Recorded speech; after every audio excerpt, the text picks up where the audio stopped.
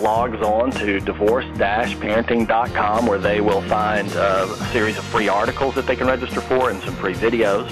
And when they're ready, they just click the online class link so that they can purchase the course. Once they purchase the course, they are then automatically forwarded and in an email form a link to the course itself. And they then go to the video page where there are very detailed instructions about how to make this work and how not to make it work. And in particular, the participant is cautioned against trying to skip ahead in the video because that tends to freeze the program, in addition to the quiz questions, which have to be answered correctly. So once they've started the video, they will find a window that looks like this, and there are 5 segments of the course. It takes 4 hours to complete the course if you include a couple of 5-minute breaks. And they just go through each of the 5 sections one at a time, and at the end of each of those sections, they're required to answer a series of questions. And here's an example of what they get in the course.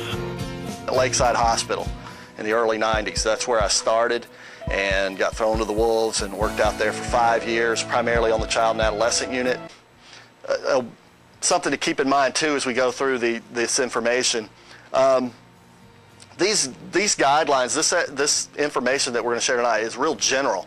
I mean, it wouldn't be possible for me to get real specific about everyone's situation. And I understand, I mean, I've been around a long time. I understand that each of you has a unique experience in this divorce. It doesn't matter if your kids are the exact same age as everyone in this room. Your experience is unique. And I understand that. So there are exceptions. There are exceptions. Now, I'm usually hesitant to say that because in divorce, that's what a lot of folks are looking for, is the exception, you know, to change how they're going to approach something. The most important thing is looking at what you can change about yourself, and that's what we're going to focus on. We're going to talk about understanding the impact of divorce on adults. That's a very important part of the process. If you are not taking care of yourself in this divorce, then it is not possible for you to be the kind of parent that you need to be for your kids. It's just not possible. And the third part of the course is a series of interviews with children. Because when my parents got a divorce, it felt like that to me because it felt like I was in the middle of it and that I was just lost because it was my fault and stuff. When I was about, I think, 6 or 7.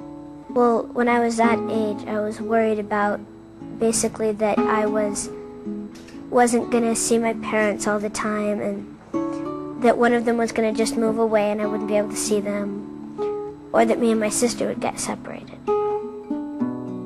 So when my parents got divorced, I felt like my heart was broken because I was really sad.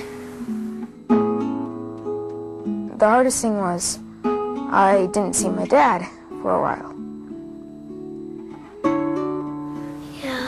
Yeah, I'm worried and scared. You just think, what did I do? How can I stop it? I just thought that my family wasn't going to be together for the rest of my life. So, at the end of each of the 5 sections, there are a series of questions. The entire course totals 30 questions. And as you can see here as an example, at the end of part 1, they're directed then to the quiz, where they start out by putting in their first name, last name, their address, and also their court docket number, and any information that helps identify them as the particular person who purchased the course. All of that's included in the instructions, and then they are ready to move on to the questions. And the first question is, in order to help your children, divorced parents should focus on what in the early days of divorce? Taking care of self, taking care of the children, buying a house, or financially ruining the ex? And the answer is taking care of self, and they get a correct answer. When questions are answered incorrectly, the participant is automatically redirected to that segment of the training for review, so that they can then find the proper answer, and then they come back to the quiz and they now have the proper answer, and they can go from there. And we see an example here of what happens when they answer incorrectly. They're then moved to that segment of the training, and they'll see a review of the very answer.